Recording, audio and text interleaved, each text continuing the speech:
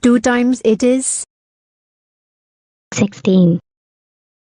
excellent, Becca. Next one. 2 times. Hey! Who threw that paper airplane? That was me, Mrs. Rivera. Ursula Barrett, this is your final warning.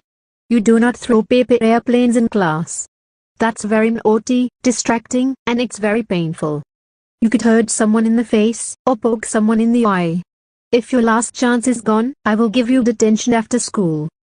Go to the corner, and stay there until math class is over, you naughty little girl.